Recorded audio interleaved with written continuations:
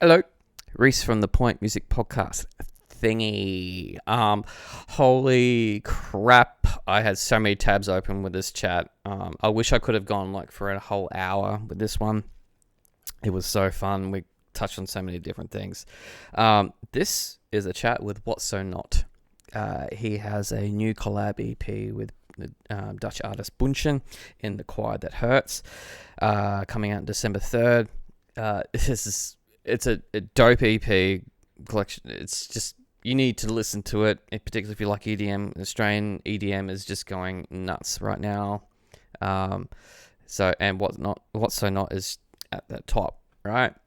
So we touch on like AI and music. We touch on surfing and meditation and kung fu, man. Plus we talk about the EP.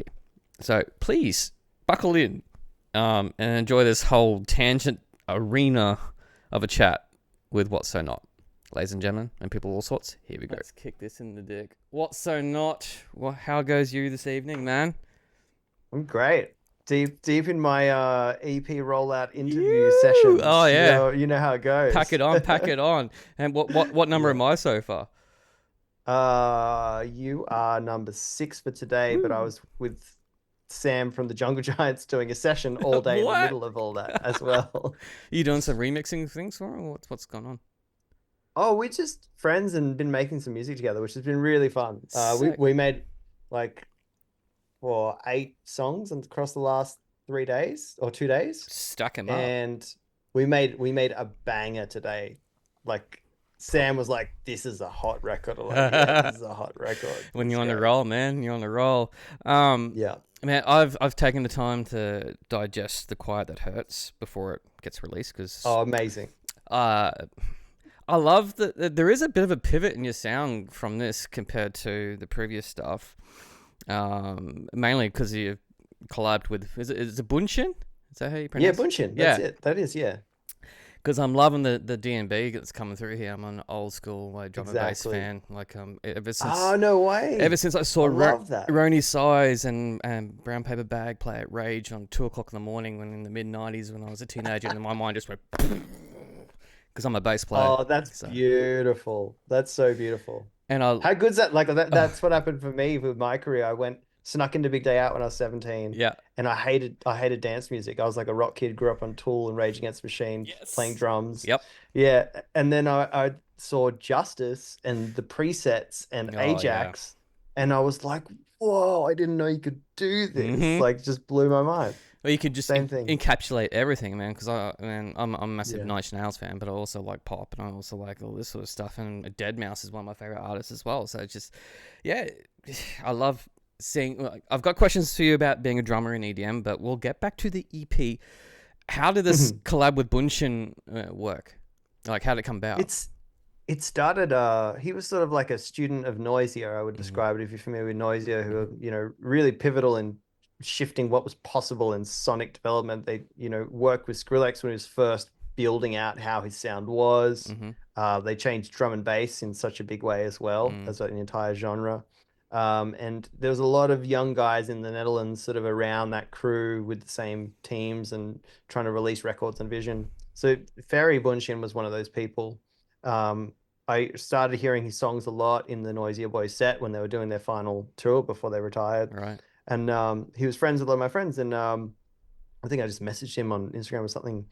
And he's like, well, I live in the Netherlands. Like, if you come through, like, come hang out. And then eventually he was like, do you want to just come and stay at the house? And I was like, yeah, sure. I'll just come and stay in spare room and couch, whatever. Because it always, when you're touring through Europe, you got plenty of days off. You got 3 or 4 Yep. days off. You got to fill the time with something. You can't like fly back to Australia and fly Mm-hmm. back to Europe for the next weekend. So, yeah, a lot of my travels through Europe are like working with artists, building things as it's costing you to sort of be there across those weeks in between the shows. You go and like build something that matters for your project. So I would go and stay at his a lot of the time when I'd be in Europe and a few other friends around there. And this EP was sort of a labor of love of us exploring our different strengths with each other in the studio. So Hmm. Ferry actually studied at the conservatorium in the Netherlands, and he studied like creation of raw sound, creation of texture and foley, and crashing different sound waves together in order to create different movements and ideologies. And it was a What? very deep level of sonic production that he was into. Yeah. And then I was coming at things more from, I think what I've done a lot of my career is like building music based on feeling, Mm-hmm. converting emotion into sound, and not following a lot of rules or anything too technically, more so just knowing what feels right and what feels the right way to go with something, musically, melodically, texturally, emotionally, whatever that may be. Mm. And that's really how I would describe this EP was us clashing our two worlds together. Drum and bass, which can be so rule based, so driven by, oh, you can only use this break in this Mm-hmm. way, it can only be this tempo. Oh, that's not going to hit hard enough, so it doesn't count. All this kind of stuff was sort of thrown out the window as we attacked the CP. And I think we really achieved our goal of what would be a total emotive reimagination of how you could approach drum and bass in 2025. That just got me thinking. Like, it sounds like if, say, Dead Mouse decided to work with someone like, say, Square Pusher or Aphex Twin, who come from like a mathematical and like a conservatorium sort of background. That's what just, yeah, wow, cool. That's insane. So What how, did you think though? What did you think of our endeavor? Like I from think me it's sick, explaining what we're man. trying to achieve. Yeah, like Amazing. I can hear your signature sort of tones come, that big fucking kick that just gets you right in the guts, right? But and just Mhm. your glitchy textures and shit. But yeah, man, there is a bit of a math element to this. If you dig deeper into it, which I'm guessing is from BUUNSHIN's side, right? Yeah, yeah, yeah. Man. It's very both. It was this beautiful battle of um, technicianship Mm, and feeling, and doing such powerful, complicated decisions in the creative process, mm. and allowing for the dynamic and the flow and the feeling to still exist as well. So how did the ideas flow? Would you? Because I know when you're producing music, I produce my own stuff too, but it seems to be like a you have an idea one and then you build on it, right? And then you scrap ideas and you keep coming at it. So, but with two people with similar sort of concepts but coming from two different approaches, how do you build something like that? Just sort of go back and forth. So, I might spend, say, 3 days there on one certain trip, right? Yeah. And I'd just sit on it for an hour. Then he'd sit in the back or go in the other room, and then come back in for an hour. And then we'd sit on something together. We'd discuss something. We'd go for a walk. We'd like Dancing in the Leaves was Mm. literally inspired by being swarmed by a gaggle of ducks at one of the ponds near his house in Yep. the Netherlands. And just that feeling of like, just total unrelinquishing love from animals, of just like being around your childhood pet and it having no idea how good or bad your day was, whether you messed up at work or whatever. It's just Mm. like would just give you that love. And I had that feeling from those ducks. And then I had this little video of what had happened at the pond, I saw that took video. it back Yeah. home, Yeah. put my headphones on, and I was like just trying to score what that feeling is like. Mm. And then Dancing in the Leaves was literally just this offhand loop I made, literally that has the recordings of those ducks in the song, Yep. of me like talking to the ducks. And very like good on him. He heard what I'd done and was like, dude, this has to be a thing. I'm really inspired. I'm gonna flesh this out and turn this into a full song. And then he sort of ran with this loop that I'd done. And then I was like, oh, wow, I didn't imagine taking it there. And then I went and brought that back to Australia and then worked with Lucy and wrote all the vocals and the Mm-hmm. lyrics. And was like, hey, this is the feeling of the song. This is what it's about. And then it's how we got all those cute little vocals. It's just a beautiful little flow like that of Yeah. chipping away at things. And that's why I would say it's like a 3 year labor of love, because we wouldn't really work on the songs if we weren't together unless it was me going and getting some vocal things done. And it was all about like this even considered creative choices of like I would always want it to go this way and he would always want it to go this way, and then where do we find this sort of weaving between the Mm. two that Happy is a medium. perfect balance of what we're trying to achieve. Yeah. I mean, this is you've worked with the vocalist Lucy a few times, haven't you? Yeah, I mean, she grew up down the road from my family's house, so she's just someone I trust when it's like, hey, here is the vision, Mm. and I know how you write and how you work, and I know we can get to the perfect place without any ego, without any stress. It's Love just that. she has such a beautiful voice. She's such a Yeah. great writer, and it's just so easy to be like, hey, here's something cute. Let's build something beautiful, amazing, and just knock it out the park in a day. See, when I first heard Dancing in the Leaves, like, because I put it into my little Friday new music dump last week, I Hmm. reviewed it, and it to me, it sounded like lorikeets in the background. I didn't realize, because I hadn't seen that video with the ducks. I was sitting there going, that's Yeah. cool, man. He stuck some lorikeets in there, and I saw that video, like, it was fucking ducks. Huh, that's sick. I gotta take my glasses off, man. I'm starting to fog up, so you're gonna be blurry to me for a bit, but Oh, that's all it's good. so hot here, and I'd had to turn the AC off, so it doesn't interfere with the noise and that coming through. All right. So I loved Tragic, which is I believe is the first song on the EP. Should it? Tragic is song number Two. two, and Okay. I'm glad you love that one because that is my favorite Yeah, as man, I well. love that one, and I love Dancing in the Leaves. I think they're the two that I connected to the most. But yeah, Tragic Nice. had multiple listens for me. I was thinking, oh man, this is sick. I love this. It's a special song, isn't it? Oh yeah, it kicks you right in the chest here when that moment happens, man. I love Yeah. it. Yeah. So what I want to talk to you about, being a drummer and coming from like you're saying, a rock background with heavier background. I have a friend that I grew up with, and I don't know if you know the band Dead Letter Circus. I know that name, yeah. Yeah, so the drummer in that band, Liquor, he's actually a psytrance producer too. No way. Yeah, he's signed. I don't know the name of the label. It's some label over in Germany, I think. And what I found, and I know a few other drummers that actually produce as well. And what I found, that you guys come from approach EDM at a different angle than, like, say someone like a bass player or someone or a piano player or something like Really? that. Yeah. I mean, obviously there's more consideration to the beat, and I think that's just a natural thing for you guys to do. But it's just interesting. It's more complex. I think the layering is different. So yeah, maybe like if you come across other drummers that are producing EDM and so just go, yeah, you've come at the same level of what I have here. I wouldn't have thought you've thought the same way I did. But then you meet someone else that's just like a piano player. There's the focus is purely on melody and the beat's like a second thought, right? Mm. Yeah, I think with dance music, there's such a focus on moving speakers Mm-hmm. to encourage people's body movement, Yep. and there's so much about rhythm in that.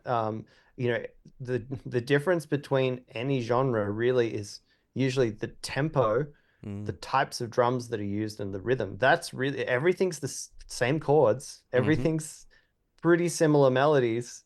It's just the difference of the tempo and the rhythm. So I've always said this to people, like, you being a drummer, me being a bass player, we're the last ones that get paid attention to when we're playing live on stage, right? And people will come up. So there was a case where I was playing in a band. We had a sold out show. It was killer. I was out the front and chilling out with the band, and these ladies came up and said, "Oh, yeah, cool. That was an excellent set. You guys were amazing. Blah blah blah." And I piped up and said, "Fucking thank you." And they just gone, "Who are you?"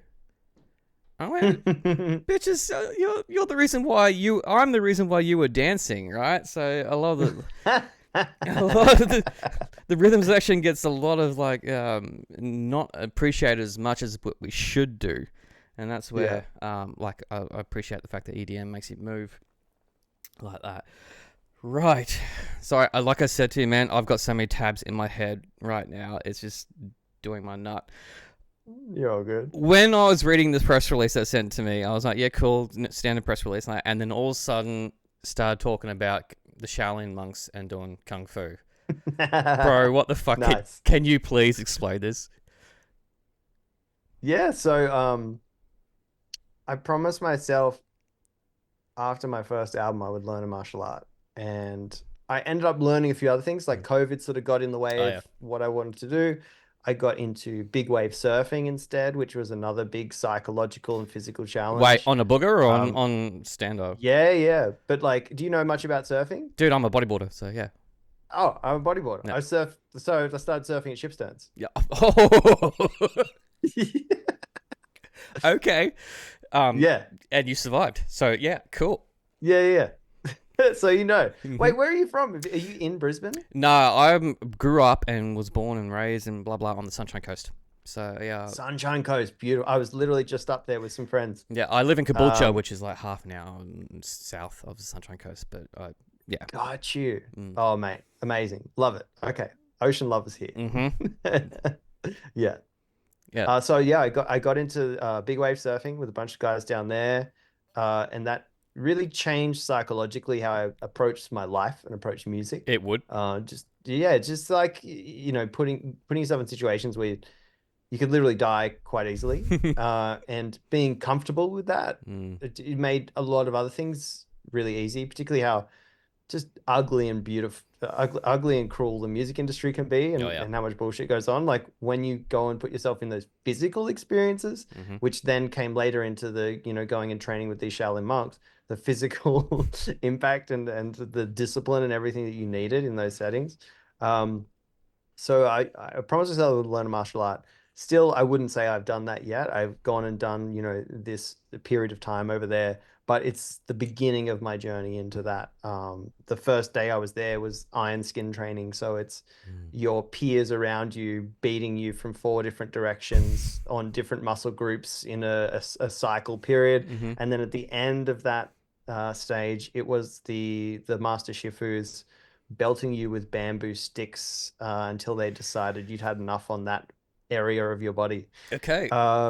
Yeah. And so when I came out of that, I was just thinking about life a lot different, as you do. Like it really rattled my habits and my way of being, way of thinking. Mm-hmm. Physical body was different.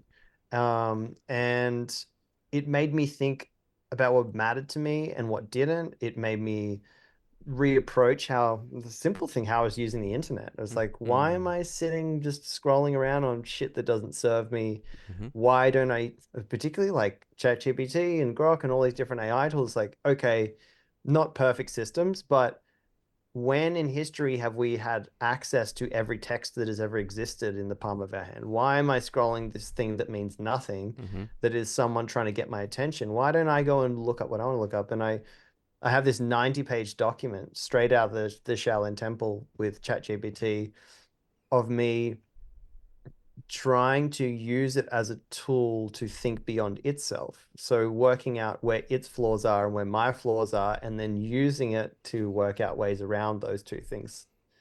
Um, Basically, where I got to was the meaning of life and the source of all creativity, which are two pretty important things. And it was basically plugging in some some of the craziest things that I experienced in my life, near death experience. It's just all these really interesting spiritual kind of things that have happened, a combination of all of those things, and then using these programs like a tool in order to crack themselves. Where I got to was the purpose of human existence is to create, is to go into that void, that still space, which is Mm-hmm. very similar to meditation, which is similar to being in the pocket when you're a musician, where you almost stop trying to create and trying to write and you allow it to come to you. Yep. It's all the same thing. This is the answer I got, and I like it, whether it's factual or not. I like this, and I like how this reshapes my life. And it is about going to that void, that negative space, the emptiness before anything, and then allowing the universe to deliver you ideas. And that is our purpose. And that's what I got from that experience. Congratulations, you just developed Skynet. and Created sentience in the AI. Shit. and the cool thing is that this was like right near the sort of uh finishing stages. We were deciding what songs are going to be part of this EP, like Mm. what it was going to sound like. We've stuck on a few songs, and this ideology became the backbone of the whole EP. The Quiet That Hurts is about leaving behind those distractions and the noise of this reality and social norms, and going to that scary silent place where you might have to confront yourself, you might have to confront things you've buried, you Mm. might have to just sit with things that make you really sad, make you really anxious. And it's about going to that place to become your best self and to garner your best ideas. And do you feel better for it? Absolutely. Yeah. Just thought I'd make sure. Just, 100%. just, Oh my God. just thought I'd make Yeah, sure. I mean, I've been through all different crazy things in my life, and Mm. it's like you just gotta. you got to take the sad moments and just let yourself be sad and just be like, oh, isn't it beautiful that I feel something? You know, you got to think about life like that. Isn't it beautiful that this hurt so much? Like that's how good it was. Isn't it beautiful that in 3 days' time, I'm not going to feel like this anymore. This is just how I feel right now. You know, that's how you have to think about life. Fuck, bro, you're so zen. I'm jealous.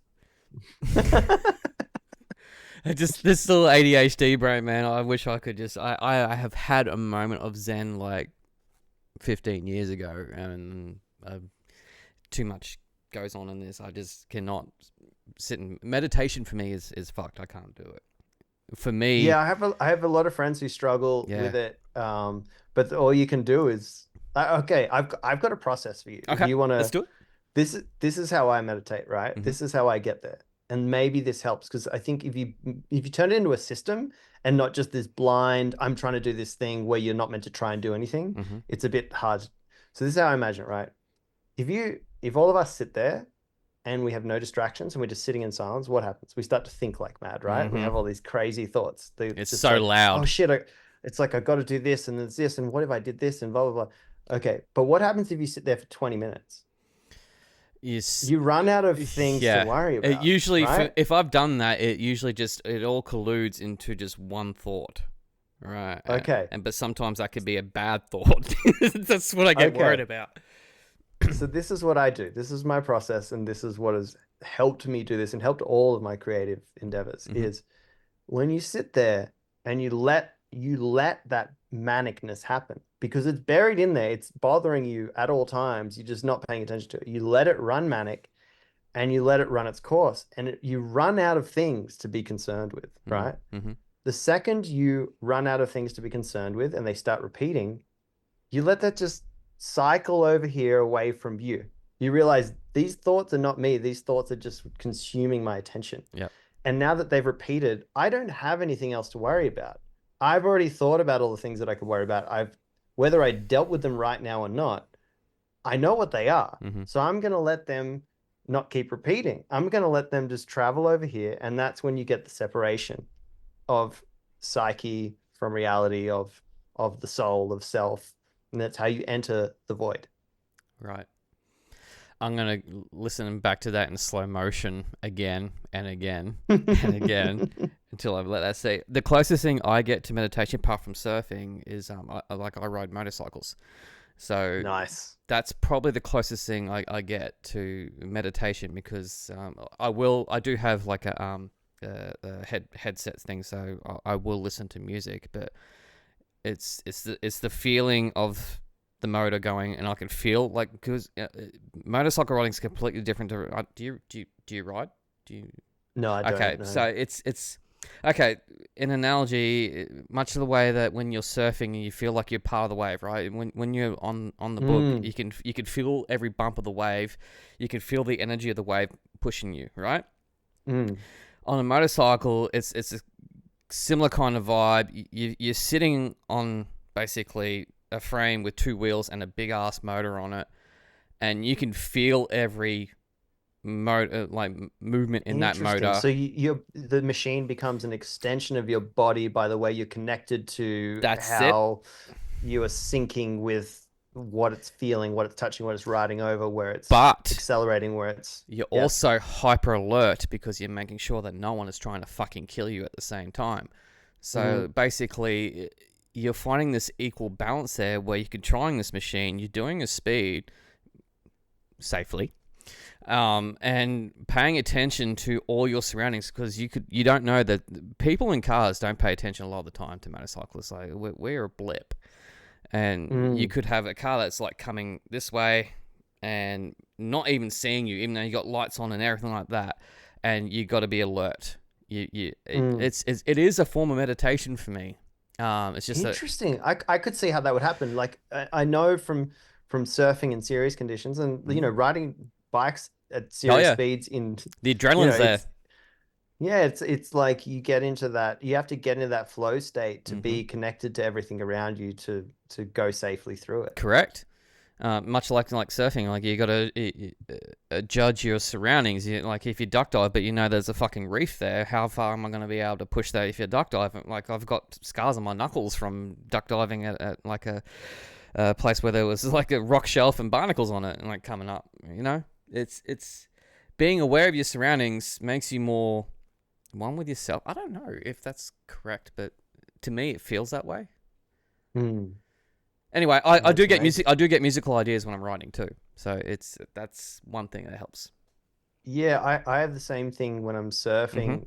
I'll hear a riff or I hear a Or melody a or I beat. hear how yeah, it's that whole thing. I noticed that when I was just starting in music, Yeah. when I wasn't good at, you know, being a grounded individual, when I was just a manic teenager, you know, but I would go in the ocean and I would be forced to sit in this stillness, and Yep. then I would be like, oh, I hear this whole melody. I didn't know I had that in me. You just slap it on the board and you'd be sitting there humming it while you're sitting waiting for the set to come through, right? Yeah, I've been there, exactly. done that too. I know that feeling. I don't get enough as much as I'd like to. It's just at work these days and life and stuff. But I get 3 surfs in a year, and that's probably my little bit of bliss. Oh wow, that's not enough. You need more. I know, but like I got to travel 40 minutes for my nearest proper break now, whereas it Yeah, I know used what to only that's be like 20 too. minutes. So when I'm in America touring, it's like an hour and 20 minutes to drive to any of the good breaks. But Oh, I do it. I basically have friends who are pro riders down there, and mm. they'll just like, hey, the swell is good. Come down for 2 days, and then we just hit it, and then I go back to the studio every day. Because you grew up in the North Sydney beaches, right?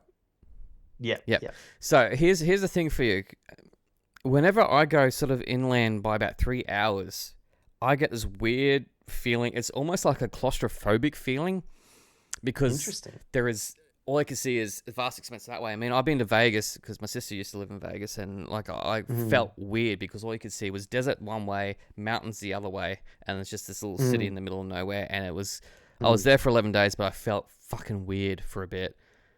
mm. Do you get that feeling when you're traveling and you know that there's no water near you? Okay. Not in that sense, but yes, this is a real thing that I think others experience. Mm, So I started getting depressed when I first started touring in America, yep. and I didn't understand it. And then one of my friends was like, Chris, you've never actively exercised in your life because you would just go to the Surf. beach every day. Mm-hmm. You would go and run down there. You would go play in the water if there was swell or not. You would go surfing. You would go swimming. So you need to actively go and exercise. So then I picked up running. Running became my thing All because right. I was in a country that's majority landlocked. Yeah. But I would find myself constantly being drawn to finding a creek, a river, a lake, Water. and then running Yeah. around that. And Yep. it was this being drawn to water, being drawn to, you know, doing some sort of physical activity around water. So I think it must be something It's either people gotta born near the be. beach or people in tune with the ocean or whatever it may be, Gotta and sort be. of desperate to garner that connection.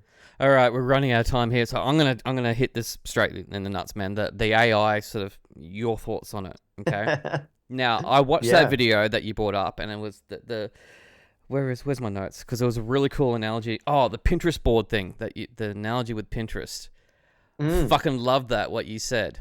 Can you It's true, elaborate? right? Yes, yes, completely. Yeah, like I just thought, look, I think this is like when there is a drastic shift in the world, people operate with a lot of fear. Hmm. And rightfully so, Mm-hmm. because big changes are it's like we're literally in an AI Cold War right now between a couple of different countries, Yep. and they do not care about ethics. Fuck They no. are like, if we don't win this war, the digital landscape as we know it is going to collapse. Cybersecurity is over, all of this kind of stuff. Mm-hmm. So they're rushing to a finish line, not caring about what they heard on the way. What they're going to hurt on the way dramatically is so many people's careers. Mm-hmm. So that's going to happen. They don't care. It's already So happening. we need to Mm. just adapt, and we need to not have this weird taboo thing of, oh, you can't talk about AI. I've noticed this thing online with musicians in particular. If anyone talks about AI, they get kind of like blacklisted and shunned, and people start like trolling their comments and stuff. I don't know if you've noticed this, but I've seen this. Um, and it's not a smart way to be. No. Like this stuff is going to come in, it's going to overhaul everything, and everything is going to be different, and we better understand how to adapt. Mm.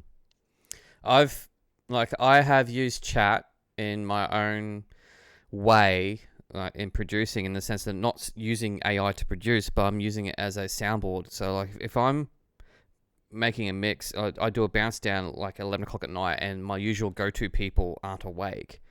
I actually Hmm. do.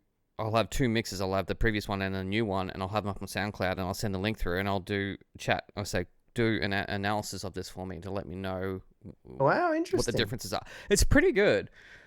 I don't Mm. encourage like the whole use of relying on AI, but I'm using it as a tool to help me learn better, as to train my ear better with my mixes. What should be better? What how I'm gonna improve the snare sound? How I'm gonna like boost the bass somewhere where it feels like it's lagging. And I feel kind of guilty in that sort of regard there, but I don't have anyone else, so I'm basically using that as my sort of like learning curve. So AI, and that's I don't have a problem using it that way. But when you have AI generated bands hitting number one in Billboard charts, and it's just some dudes just put some shit into an algorithm, and This is the other thing I think, right? Like it's going to be pretty hard to do that well unless you're a good musician. mm-hmm. Like it's actually it's pretty hard. Like you have to really understand music. You got to understand Mm. marketing. You got to understand the industry. So Who's doing it though? like This is the question. Like someone, yeah, right, it's probably a team of people. yeah, And there's some people that are very good musicians mm-hmm. that are among, otherwise it just wouldn't come out good. Unless they're just really getting lucky on what they're telling Yeah, it to the steal. prompts. Yeah, Yeah. what kind of prompt? They're being very But precise with it, right? I mean, we're going to be in a world where everything is getting prompt. Like, Yeah. particularly like some friends of mine like work at big Silicon Valley companies. And when AI first started coming out, I would like sit with them and I would watch and ask how they would prompt. And it's so different. These people Mm, that actually do coding, yeah. how they build prompts is so, so clever. And it's its own art form, it's its own language. And we're going to get into a world where, hey, musicians, why don't you become a godly musical prompter? Mm. And then that's your skill set. But there's the live element which you can't replicate, right? You can't replicate mistakes. Exactly. You can't replicate that feeling. I mean, being either a DJ on stage or like a live musician, it doesn't matter. You're creating a vibe, and people are feeding back off that vibe that you're producing live on stage. AI can't And do that this shit. this is where I think about the good of now Mm. is how many amazing guitarists, drummers, whatever, pop off on YouTube, pop off Mm. on TikTok because they're literally just good at performing, playing, maybe writing, maybe not even writing, maybe they're just soloing someone else's solo, but they're really, really fucking good to watch. And they're Mm. actually getting sponsorships, they're actually getting income coming in all different kinds of ways. It was never even possible before just by being a performer. Yeah, until they get caught for plagiarizing other people's stuff. Well, even like covering a song is like, there's no problem with that if it's just Oh, something you're putting online. you didn't know about that guitarist? Did you hear about that guitarist? He was a famous I YouTuber. did, Yeah, I you did did. hear about That's that that's guy. what I was meaning. And also, wasn't he like speeding his videos up, like so Yep, it was being played faster than yep, he actually would do it? yep, yep. See, yeah, you will get caught out eventually. What's so not? I'm gonna have to wrap this up. Fuck me, that went quick. That was Like I said, great, like I man. We said, had so some many awesome times. combos there. You hang on there. I'll do a quick debrief with you. The Quiet That Hurts comes out on December 5th. Is that It right? comes out on December 3rd, but Third? there was a mix up. It was Yeah. meant to come out on the 5th, but it's all coming out on the 3rd, which Right. I like better. It's on a Wednesday, midweek, This will ready go for the up. This weekend. will go up in time for that. So this will come out on December 3rd. Fantastic. Dancing Lips. I love that track, man. And like I said, tragic. It's the bomb. You, Thanks, bro. you, I ha- love that you love that one. you hang on the line there. Everyone else, adios. Oh, see what I mean? Tabs everywhere. And it continued after that. Once we finished the chat, like the recorded chat, it kept going. Big ups to What's So Not. Absolute legend. Do check out The Quiet That Hurts. Great EP. And yeah, stream the hell out of it. Yeah. My brain's just after that. Just too much. I need to go have a lay down. Thank you for supporting the podcast. If you haven't subscribed or followed already, please do so. It does mean a lot. And yeah, we'll catch you on the next one. This was episode 99. I've been doing this for 5 years now, so episode 100 is coming up. And I don't know, throw a party? Who knows? Thank you for supporting local music, live music, Australian music, all sorts of music. You guys are legends. Bye.